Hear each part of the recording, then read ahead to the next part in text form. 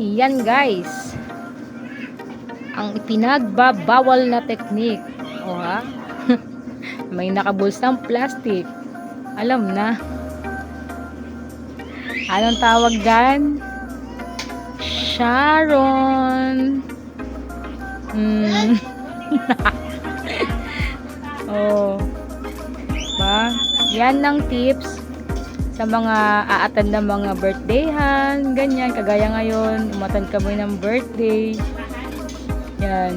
Syempre dadamihan mo yung kukunin mong pagkain. Tapos para pag nabusog ka na, ibabalot mo na. Yun lang yun. Basta magbibitbit ka lang ng plastic. Mindset ba? Mindset. Oh, namimigay pa ng plastic yan. Mandadamay pa talaga siya. Mag-share na rin kayo.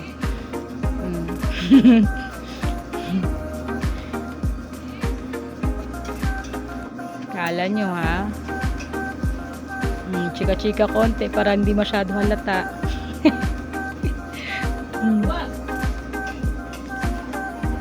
Oh, ayan. Tuturuan tayo niya kung paano yung tamang paglagay ng pasta sa plastic. Ayan. Dahan-dahan ilagay sa loob ng plastic. At syempre, huwag tayo magtitira.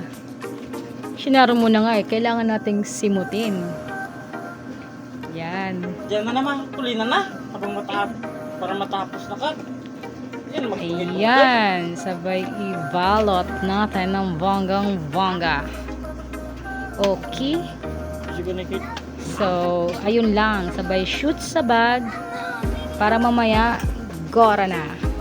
Bye!